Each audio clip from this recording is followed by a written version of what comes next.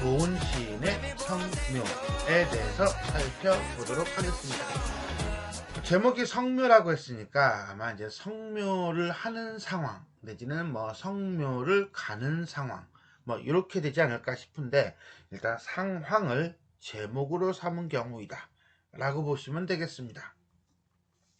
이 시는 분단에 대한 뜬금없이 분단에 대한 참담한 현실 인식을 바탕으로 남북 통일에 대한 간절한 소망을 노래한 작품이다. 화자는 여기구나. 아버지의 무덤 앞에서, 요게 이제 제목하고 연결되겠네요. 그죠? 남북 통일이 되지 않은 현실을 알리고 있다. 화자의 아버지는 일제시대 소금장수로 전국을 돌며 소금을 팔았다. 그런 아버지가 다시 남북을 돌면서 소금을 팔 수 있도록, 그러니까 여기서 말하는 소금이라고 하는 것은 결국 남한과 북한이 자유롭게 이동할 수 있는 그런 매개물 정도로 보시면 되겠네요. 남북 통일이 되기를 소망하는 것이다 라고 볼 수 있습니다. 자, 그러면 어떤 내용인지 전체를 한번 쭉 읽어보도록 하겠습니다. 아버지, 아직 남북 통일이 되지 않았습니다. 일제시대 소금장수로 이 땅을 떠도신 아버지. 아무리 아버지의 두만강 압록강을 생각해도 눈 안에 선지가 생길 따름입니다. 아버지의 젊은 시절 두만강의 회령 수양버들을 보셨는지요?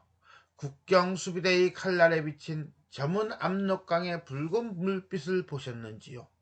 그리고 아버지는 모든 남북의 마을을 다니시면서 하얀 소금을 한 대씩 팔았습니다. 때로는 서도 노래로 흥얼거리고 꽃피는 남쪽에서는 남쪽이라 미량아리랑도 흥얼거리셨지요. 한마디로 세월은 흘러서 멈추지 않은 물인지라 젊은 아버지의 추억은 이 땅에 남지도 않고 아버지는 하얀 소금이 떨어져서 돌아가셨습니다. 아버지, 남북 통일이 되면 또다시 이 땅에 태어나서 남북을 떠도는 청청한 소금 장수가 되십시오.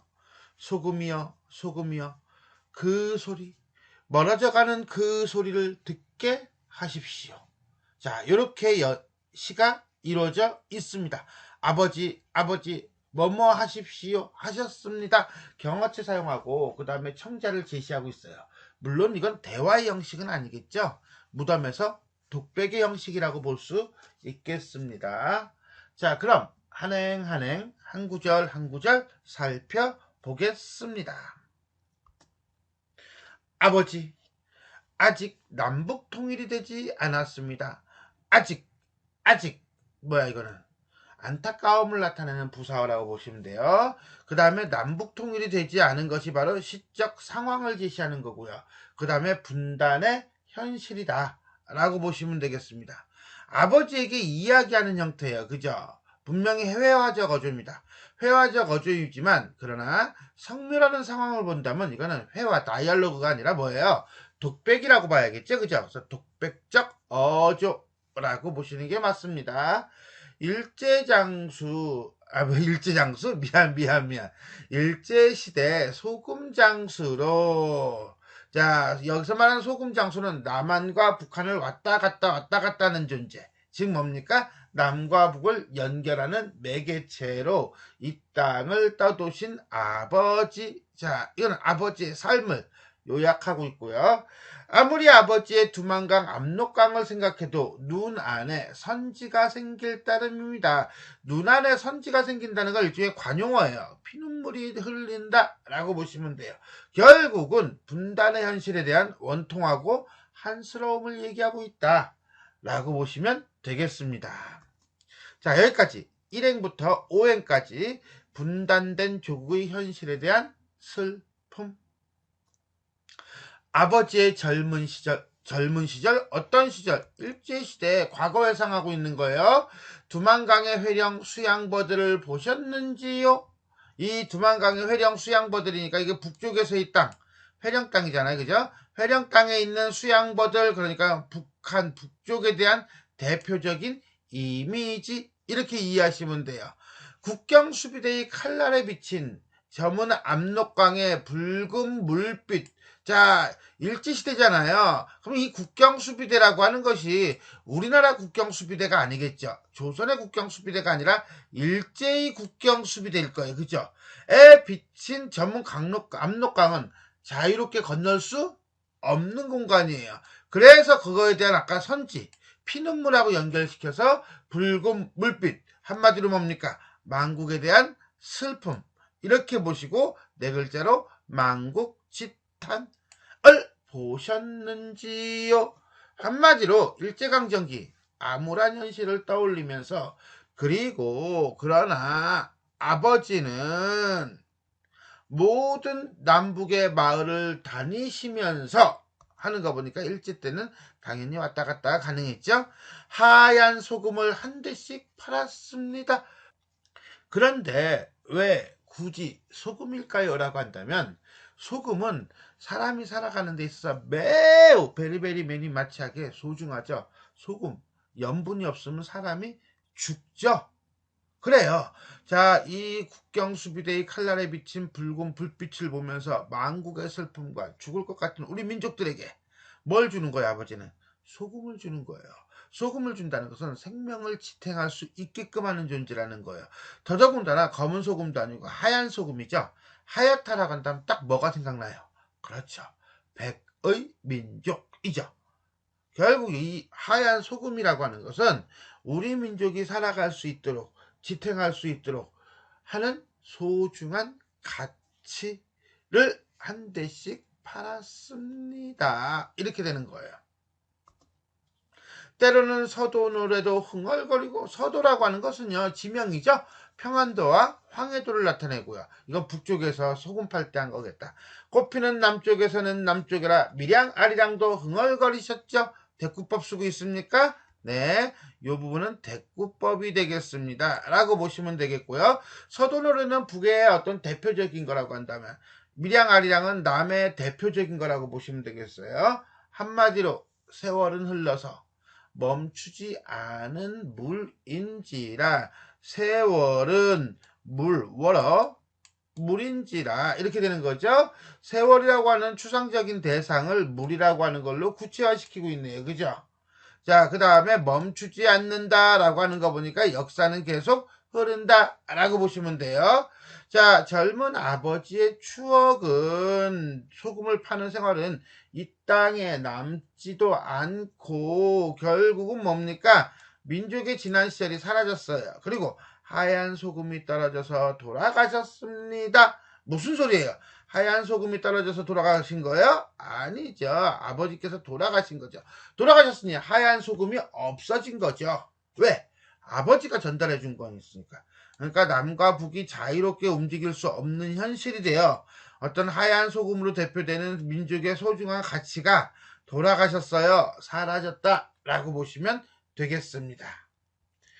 자, 6행부터 20행까지는요, 남북을 오가며 소금을 팔던 아버지의 모습과 분단의 한 정도로 이해하시면 되겠습니다. 자, 우리가 지금까지, 좀 전까지는요, 과거, 일제시대와 그 다음에 남북 분단의 현실이라는 현재의 관점에서 봤다면, 지금은 남북 통일이 되면이라고 해서 뭐였어요? 가정을 하고 있죠. 화자의 소망을 드러내면서 미래 상황을 제시해주고 있어요. 그러고 보니까 이 시는 과거, 현재, 미래가 골고루 나오고 있다. 순서대로 이렇게 보시면 돼요. 또다시 분단된 이 땅에 태어나서, 아니 남북 통일이 된 이 땅에 태어나서 남북을 떠도는 청청한 맑고 깨끗한 순수한 화합의 이미지 소금장수가 되십시오. 왜? 남과 북을 왔다리 갔다리 하면서 우리 민족의 어떤 순수한 가치, 우리 민족을 지탱할 수 있는 가치를 전달해 주십시오. 그게 민족의 동질성 회복에 대한 염원. 소금이여 큰 따옴표 청각적 이미지. 그 소리, 멀어져가는 그 소리, 지금은 점점점 멀어져가는 그 소리. 하지만 그때 남북 통일이 되면 다시 나올 수 있는 소리. 통일에 대한 간절한 염원을 듣게 하십시오. 민족의 화합에 대한 염원 정도로 보시면 되겠습니다. 자, 21행부터 25행까지는 통일에 대한 염원이라고 정리할 수가 있겠네요. 자, 우리가 지금까지 고운의 성묘에 대해서 구절구절 살펴봤어요. 그럼 전체적으로 한번 봅시다. 라고 한다면요, 참여적이고요. 현재 우리의 현실, 문제적 현실에 대해서 비판하고, 그 다음에 그것에 대한 올바른 방향으로 나아갈 수 있게끔 노래하고 있고요. 기원, 소망이고요. 그 다음에 민족적이고요. 성묘를 통해서 조국 분단에 대한 한과 통일에 대한 염원을 드러내고 있다라고 보시면 돼요. 상징적 소재를 통해 주제의식을 드러내고 있다. 자, 하얀 소금이죠. 여기서 주제가 드러난다라고 보시면 될 거예요.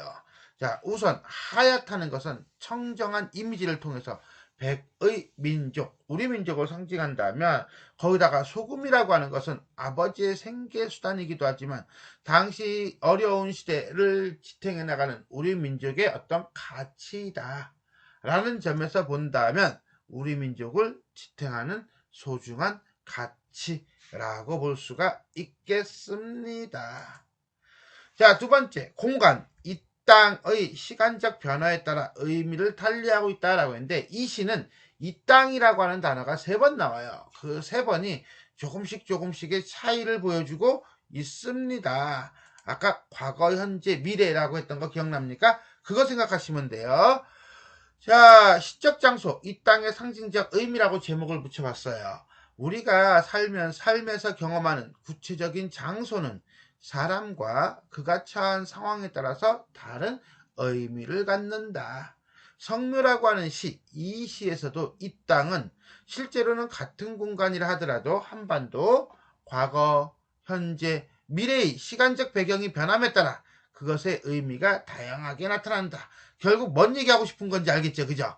이 땅이라고 하는 거에다가 공간적 배경 내지는 공간을 중심으로 이 시가 가지고 있는 시간의 흐름, 과거, 현재, 미래를 보겠다는 거예요. 예를 들어 과거, 이 땅을 떠도신 아버지, 아무리 아버지의 두만강, 압록강을 생각해도 눈 안에 선지가 생길 따름입니다.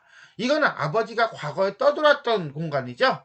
그 공간을 떠올리면서 아들인 화자가 눈 안에 선지가 되는 거죠. 그죠? 일제강점기 때 아버지가 떠돌던 공간이며 무엇이 이 땅이 화자에게 젊은 아버지의 추억이 오늘날 이 땅에 남지 않은 사실을 슬퍼하면서 눈안에 선지 그 다시금 아버지의 소리가 울려 퍼지기를 기대하는 공간이다 라고 보면 돼요.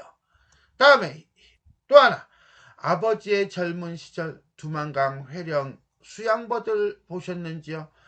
국경수비대의 칼날에 비친 압록강의 붉은 물빛을 보셨는지요? 과거죠?